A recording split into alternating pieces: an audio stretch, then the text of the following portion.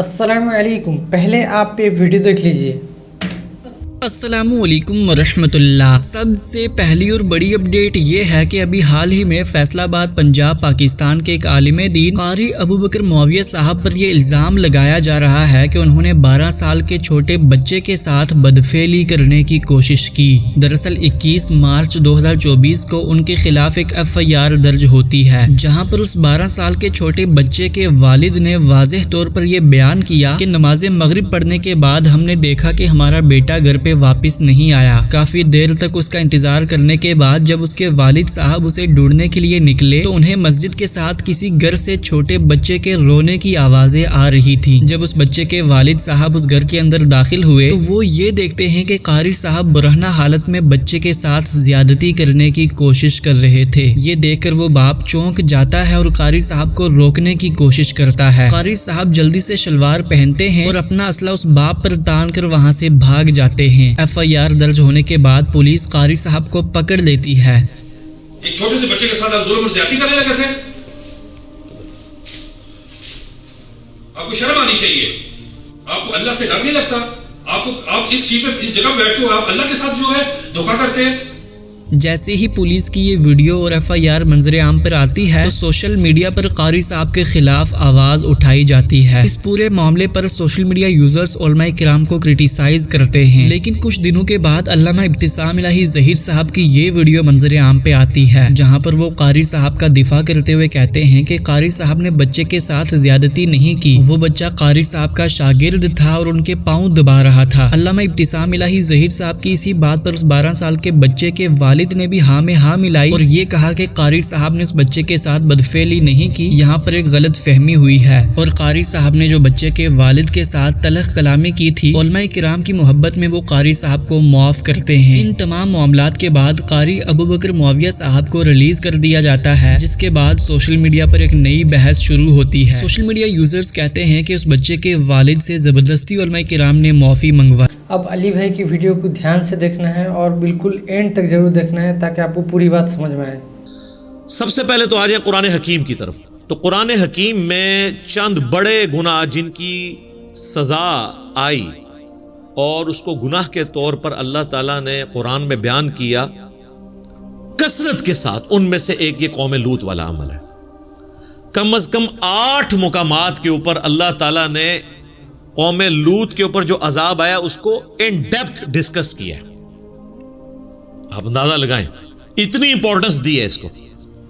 اس میں سورۃ الاعراف، سورۃ الحجر، سورہ ہود، سورۃ العنکبوت، سورۃ الانبیاء، سورۃ القمر، سورہ الذاریات، سورہ الشعراء، اس میں ڈیٹیل کے ساتھ قوم لوط پہ جو عذاب آیا تھا ان کے اس برے عمل کی وجہ سے اس کی پوری ڈیٹیلز آئی ہیں۔ اب وہ ساری آیات تو کور نہیں ہو سکتی، صرف سیمپل کے طور پہ میں سورہ ہود کی 2 آیات کور کر دیتا ہوں، اور اس میں بھی صرف اتنا پورشن کہ جو ان پہ عذاب آیا تھا، تاکہ ہم بتائیں کہ اس کی سزا اسلام میں کیا ہے قرآن و سنت کی روشنی میں۔ اعوذ باللہ من الشیطان الرجیم، بسم اللہ الرحمن الرحیم۔ فلما جاء امرنا، جب ہمارا حکم عذاب آ گیا، جعلنا عالیہا سافلہا، تو اس بستی کے اونچے حصے کو ہم نے الٹ کر دیا، یعنی اوپر کی جو حصہ تھا وہ نیچے آ گیا، نیچے والا اوپر، یعنی پوری بستی الٹ دی۔ وَأَمْطَرْنَا عَلَيْهَا حِجَارَةً مِّن سِجِّيلٍ، اور ہم نے ان پر کنکریوں کی بارش کی، پتھروں کی بارش، ممدود، پے در پے، جس طرح یہ اولے برستے ہیں نا، اس طرح آج کل تو وہ آپ دیکھ رہے ہیں اتنے بڑے بڑے برف کے اولوں نے بھی گاڑیوں کے شیشے توڑ دیے ہیں اور اس میں ڈینٹ ڈال دیے ہیں، تو پتھر ہو تو آپ ذرا اندازہ کریں۔ مصومتن عند ربک، جو نشان زدہ تھے اپنے رب کی طرف سے، یعنی اس پہ نشان تھا کہ یہ فلاں کو جا کے لگنا ہے، یہ کنکر فلاں کے نام کا ہے، یہ گولی فلاں کے نام کی ہے، اللہ تعالیٰ نے اس کے اوپر پوری کیلکولیشن کی ہوئی۔ وما ہی من الظالمین ببعید، اور یہ عذاب ان ظالموں سے کچھ دور نہیں تھا۔ ایک ترجمہ تو یہ بنتا ہے، اور ایک ترجمہ یہ کہ یہ جو ظالموں کی بستی ہے یا جو نبی اسلام کے مخالفین ہیں، وہ اس بستی کو یہ ظالم لوگ اس بستی کو آبزرو کر سکتے ہیں، سدوم کی بستی جو بحر مردار ڈیڈ سی کے کنارے پہ ہے وہ کوئی زیادہ دور نہیں ہے. اپنے سفر شام میں یہ لوگ تجارت کرتے ہوئے جب جاتے تھے تو اس بستی کے حالات و واقعات دیکھ سکتے ہیں. بلکہ آپ کو ویڈیوز میں ملیں گے کہ ان کی وہ آلموسٹ لاشیں اسی طریقے سے فاسلز بن گئی ہوئی ہیں جو اللہ کا عذاب ان کے اوپر آیا تھا. اس کے لیے کوئی ٹیکنیکل ریزن ضرور ہوگی. یعنی وہ کہتے ہیں جی آتش فشاں پھٹ گیا تھا اور اس میں سے پتھر نکلے ان پہ پڑے. ظاہر ہے اللہ تعالیٰ نے کوئی ضروری نہیں ہوتا کہ کوئی غیبی کام کریں, وہ اسباب بنا دیتا ہے. جیسے سمندر میں غرق کر دیا فرعونیوں کو, تو وہاں پہ بھی آتش فشاں کو اللہ نے حکم دیا کہ ہاں بھی اگل دے اور ہر بندے کے سر کے اوپر جا کے اس کے حصے کا پتھر لگے. وہ اس کی کوئی بھی ریزن ہو سکتی ہے, بہرحال اللہ کی طرف سے وہ عذاب آیا. اللہم احسن عاقبتنا فی الامور کلہا واجرنا من خزی الدنیا وعذاب الآخرہ, آمین. اب ان آیات کی روشنی میں سزا یہ ہوئی کہ ایسے عمل کرنے والوں کو اللہ نے بلندی سے پھینکا اور پھر ان پر پتھروں کی بارش کر کے انہیں ہلاک کر دیا. قرآن و سنت میں واضح اس حد کو اسٹیبلش کرنا کس طریقے سے ہے اس کی ڈیٹیلز ہمیں نہیں ملتی. صحابہ کے اقوال ملتے ہیں, خلفائے راشدین کے اقوال ملتے ہیں, ان کے فیصلے ملتے ہیں. اسی لیے آپ اس کو حد کے طور پہ نہیں لیکن تعزیر کے طور پر بیان کر سکتے ہیں. اس میں اختلاف پایا جاتا ہے لیکن اہل سنت اور اہل تشیع کا یہ اس پہ اتفاق ہے آلموسٹ کہ ایسے شخص کو فاعل اور مفعول دونوں کو قتل کیا جائے گا. اگر تو جبر کے ساتھ ہو رہا ہے پھر تو صرف فاعل ہوگا, مفعول کا تو ظاہر ہے پھر اس میں قصور نہیں. اب وہ حدیث سن لیں.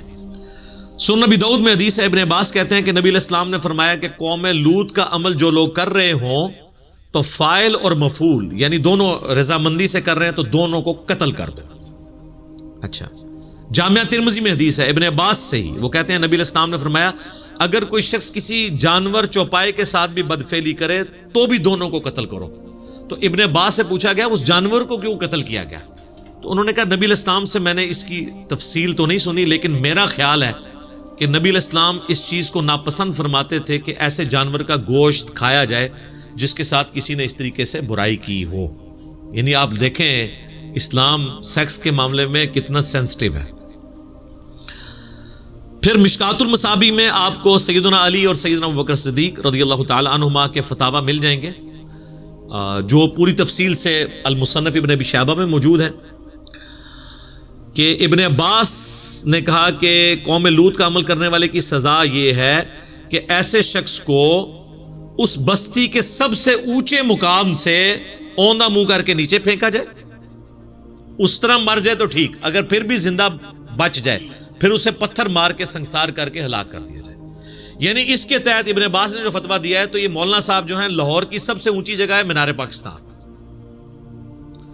تو مینار پاکستان سے انہیں نیچے گرانا چاہیے پبلکلی, کیونکہ سورہ النور کی 2 نمبر آیت میں اللہ تعالیٰ نے فرمایا کہ جو زنا کی سزا ہے یہ بھی پبلکلی ہوگی اور مسلمانوں کا ایک گروہ اسے ویٹ کرے گا تاکہ باقیوں کے لیے عبرت ہو جائے. دیکھیں نا آپ ایران میں اور سعودیہ میں شرعی سزائیں اعلانیہ دی جاتی ہیں نا, جو ایک دفعہ کسی کو قتل ہوتے ہوئے دیکھ لیتے ہیں کتنے عرصے تک ان کو نیند نہیں پڑتی, ڈیٹرس ہوتی ہے. تو اسلامی سزائیں سخت ضرور ہیں لیکن چند لوگوں کو سزا ہو کے باقی لوگ جرم سے بچ جاتے ہیں, ڈیٹرنس ہو جاتی ہے. سزا 2-4 کو ہوگی, ڈیٹرنس لاکھوں کے لیے. بلکہ میرے خیال میں تو فساد فی الارض کی جو سزا ہے نا سورۃ المائدہ کی آیت نمبر 33 میں, جو زمین میں فساد مچاتے ہیں, جس طرح یہ عادی مجرم تھا اور کئی اسٹوڈنٹ کے ساتھ منہ کالا کر چکا اور ایکسپلائٹ کرتا تھا ان کو, یہ ہے فساد فی الارض والے لوگ. تو ان کے اوپر آیت محاربہ والی لگے گی آیت سورۃ المائدہ آیت نمبر 33 کے مخالف سمت کے ہاتھ پاؤں کاٹے جائیں گے اور انہیں سولی دیا جائے گا. یعنی بے دردی کے ساتھ ان کو قتل کیا جائے گا تاکہ باقیوں کے لیے ڈیٹرنس ہو. جامعہ ترمذی میں ایک اور حدیث ہے, ابن عباس کہتے ہیں کہ نبی علیہ السلام نے فرمایا جو کوئی شخص کسی مرد یا عورت کے ساتھ قوم لوط والا عمل کرتا ہے تو قیامت والے دن اللہ تعالیٰ اس کی طرف نظر رحمت نہیں فرمائے گا. یعنی اتنا غصہ ہے کہ دنیا کی سزا تو اپنی جگہ, آخرت میں بھی اللہ تعالیٰ نظر رحمت اس پہ نہیں فرمائے گا. مسند احمد میں ایک اور حدیث ہے, حاکم میں بھی ہے, مشکات کے اندر بھی موجود ہے کہ قوم لوط کا عمل کرنے والا ملعون ہے, لعنتی ہے. یعنی لعنت کا مطلب یہ ہے کہ اللہ کی رحمت سے دور. لعنت کا مطلب کیا ہے؟ اللہ کی رحمت سے دور. ایک اور حدیث ہے مسند احمد میں، سنن ابی داؤد میں بھی ہے، مشکات میں بھی، کہ نبی علیہ السلام نے فرمایا جو شخص اپنی بیوی کے ساتھ بھی ایسا عمل کرے قوم لوط والا تو وہ بھی ملعون ہے۔ ایک اور حدیث ہے جامع ترمذی میں جس کی صحت کے بارے میں محدثین کا اختلاف ہے، شیخ البانی اسے کہتے ہیں یہ حسن درجے کی ہے، شیخ زبیر صاحب کا موقف ہے کہ یہ ضعیف ہے۔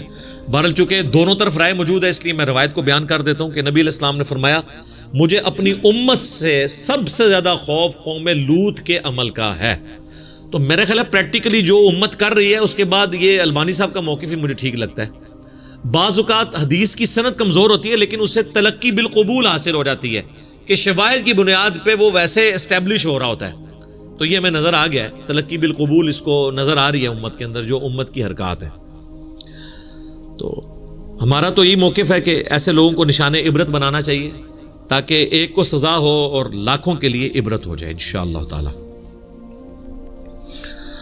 آپ کو یاد ہوگا کہ آلموسٹ آج سے 5 سال پہلے جولائی 2016 کے اندر عبدالستار عیدی رحمہ اللہ تعالیٰ کے حوالے سے مفتی زر ولی رحمہ اللہ تعالیٰ، دونوں فوت ہو چکے ہیں، اللہ کے پاس جا چکے ہیں، انہوں نے ایک بڑی گندی سٹیٹمنٹ دی تھی کہ یہ جو عبدالستار عیدی صاحب آؤٹ آف ویڈ لاک جو بچے پیدا ہوتے ہیں، میں کوڈ ورڈز میں بات کر رہا ہوں، یا جو لاوارث بچے مختلف جگہوں پہ لوگ پھینک جاتے ہیں، ان کے لیے جو انہوں نے جھولے لگائے ہوئے ہیں تو بیسیکلی یہ بدکاری کو پروموٹ کر رہے ہیں، نہ ان بچوں کو پالیں اور نہ بدکاری پروموٹ ہو۔ تو میں نے اس پہ اینٹی وینم کے طور پر، الزامی جواب کے طور پر، جسے میں پنجابی میں کہتا ہوں پھکی، ایک بات کی تھی کہ اگر آپ کی یہ ڈاکٹرن مان لی جائے، حالانکہ ان بچوں کا تو کوئی قصور نہیں ہے جو آؤٹ آف ویڈ لاک پیدا ہوئے ہیں، تو کیا انہیں قتل کر دیا جائے گا؟ نعوذ باللہ۔ تو اگر یہ آپ کی ڈاکٹرن مانی جائے تو آلموسٹ تمام مدارس کے اندر الا ماشاء اللہ یہ قوم لوط والا عمل ہوتا ہے، تو ہم پھر کیا یہ کہنا شروع کر دیں کہ آپ لوگوں نے مدارس اس لیے کھولے ہوئے ہیں کہ تاکہ آپ ہومو سیکچویلٹی کو یا قوم لوط والے عمل کو پروموٹ کریں؟ یہ میں نے الزامی طور پہ بات کی تھی، نہ کہ میں نے یہ کہا تھا کہ میں یہ کہتا ہوں۔ بعض لوگوں نے اسے آؤٹ آف کانٹیکسٹ بھی کوٹ کیا، وہ پوری میری ویڈیو دیکھیں میں کس کانٹیکسٹ میں بات کر رہا ہوں۔ باقی میں اس دعوے پہ قائم ہوں کہ شاید ہی کوئی مدرسہ ہے جو اس سے پاک ہے، اور اب تو یہ ویڈیوز کی وجہ سے رپورٹ ہوتے ہیں۔ مثلا ہمارے جیلم شہر میں تمام مکاتب فکر کے جو بڑے بڑے مدرسے ہیں، ان کا یہاں آپ عوام سے پوچھیں، فرسٹ ہینڈ نالج ان کے پاس موجود ہے کہ ہر مدرسے کے اس طرح کے سکینڈل نکلتے رہتے ہیں۔ تو یہ اس کی چند وجوہات ہیں کہ یہ مدرسوں میں کیوں کام ہو رہا ہوتا ہے، وہ انشاءاللہ میں بعد میں ڈسکس کرتا ہوں کہ اس کی وجہ کیا ہے۔ کالجز میں، یونیورسٹیز میں اس طرح کے واقعات بہت کم رپورٹ ہوتے ہیں۔ تو بہرحال وہ بعض لوگوں نے برا منایا تھا، وہ کیونکہ آج کل وہ پھر دوبارہ سے ویڈیو منظر عام پہ آئی ہے، تو میں نے اس کی کلیریفیکیشن دے دی کہ وہ اس کانٹیکسٹ میں بات ہوئی تھی۔ باقی حقیقت ہے کہ مذہبی طبقہ جب اس قسم کی حرکت کرتا ہے تو اسے زیادہ ہائی لائٹ اس لیے کیا جاتا ہے کہ مذہب کا ٹھیکہ بھی تو دیندار لوگوں نے اٹھایا ہوا ہے، علماء نے، تو ایک ٹکٹ میں 2 مزے تو نہیں ہو سکتے۔ یعنی ایک طرف آپ دین کے اوپر عزت بھی اویل کریں اور کل کو آپ جب غلط کام کریں تو اس عزت کی وجہ سے آپ کو چھوڑ دیا جائے، نہیں سر، آپ کو ڈبل سزا دی جائے گی۔ ٹھیک ہے، سورۃ الاحزاب میں آیا ہے، اللہ تعالیٰ فرماتا ہے کہ اے نبی کی بیویوں، تم عام عورتوں کی طرح نہیں ہو، اگر تم نے بے حیائی کی تو تمہیں دگنا عذاب دیا جائے گا، کیونکہ ان کے لیے اجر بھی پھر دگنا ہے۔ تو جس کا جو رتبہ ہوتا ہے اس اعتبار سے اس کی سزا بھی سخت ہوتی ہے۔ تو علماء کے بارے میں لوگ کرٹیسزم کرتے ہیں تو لوگ کہتے ہیں کہ جی علماء کی لوگ عزت نہیں کر رہے، تو آپ اپنی عزت کروائیں۔ جب آپ دین کے ٹھیکیدار بنے ہوئے ہیں تو پھر آپ کی رسپانسبلٹی ہے کہ آپ اپنے متعلق جو اس قسم کے وسوسے لوگوں کے دلوں میں آتے ہیں وہ پیدا ہی نہ ہونے دیں، اور اگر اس طرح کی کوئی بات ہو تو اس کی کلیریفیکیشن دیں۔ اور یہ میں اپنی طرف سے بات نہیں کر رہا، صحیح بخاری اور صحیح مسلم دونوں میں یہ حدیث موجود ہے کہ اللہ کے محبوب صلی اللہ علیہ وآلہ وسلم مسجد میں اعتکاف بیٹھے ہوئے تھے، رات کے گھپ اندھیرے میں ایک عورت آپ صلی اللہ علیہ وآلہ وسلم کو ملنے آئی۔ اب یہ اس زمانے کی بات ہے جب مسجد میں کوئی روشنی نہیں ہے، کوئی اسٹریٹ لائٹ نہیں ہے۔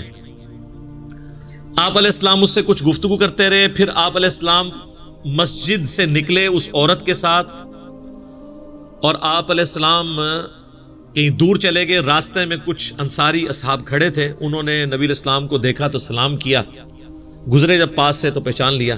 تو آپ نے اس سے پہلے کہ وہ کوئی سوال کرتے آپ نے فرمایا یہ میری بیوی صفیہ ہے، میں اسے گھر چھوڑنے جا رہا ہوں۔ تو انہوں نے کہا کہ اے اللہ کے محبوب صلی اللہ علیہ وآلہ وسلم، معاذ اللہ، ہم آپ کے بارے میں کیسے بدگمانی کر سکتے ہیں کہ آپ کسی غیر محرم عورت کے ساتھ اس وقت رات کے اندھیرے میں جا رہے ہیں؟ تو آپ نے فرمایا کہ بے شک شیطان انسان کے جسم میں خون کی طرح دوڑتا ہے، وہ تمہیں یہ وسوسہ دلا سکتا تھا اپنے نبی کے بارے میں۔ تو نبی علیہ السلام نے کوشچن کرنے سے پہلے اپنے آپ کو اکاؤنٹیبل ٹھہرایا اور کلیریفیکیشن دے دی۔ یہاں پوری قوم ان سے پوچھ رہی ہے، یہ کہہ رہے ہیں جی علماء کی عزت داؤ پہ لگی ہوئی ہے، اور وہ بڑے بڑے علماء جو کل تک لیڈ کر رہے تھے اور اپنے مخالفین کو کبھی موم بتی معافیہ کہتے ہیں، کبھی لبرلز کہتے ہیں، اور کئی انہوں نے گالیاں ڈیوائز کی ہوئی ہیں، اور کوئی ان سے کوئی چھوٹی سی بھی غلطی ہو جائے اس کے اوپر ایسے ادم مچاتے ہیں، اور ہزاروں لوگ جو ہیں وہ باہر نکل کے ویڈیوز بنانا شروع کر دیتے ہیں۔ اب سب کے سب کو سونگ گیا، بلکہ بعض علماء تو ہیں جو ان مولانا کے حق میں ویڈیوز چڑھا رہے ہیں۔ تو میرے بھائی امید ہے کہ آپ کو یہ بات سمجھ میں آئی ہوگی اور ویڈیو پسند آئی ہوگی، اور آپ یہ قاری ابوبکر معاویہ کے بارے میں کیا کہتے ہیں، آپ ویڈیو کمنٹ سیکشن میں اپنی رائے کا اظہار ضرور شیئر کریں۔ تو میرے بھائی ملتے ہیں نیکسٹ ویڈیو میں انشاءاللہ۔ السلام علیکم ورحمۃ اللہ وبرکاتہ۔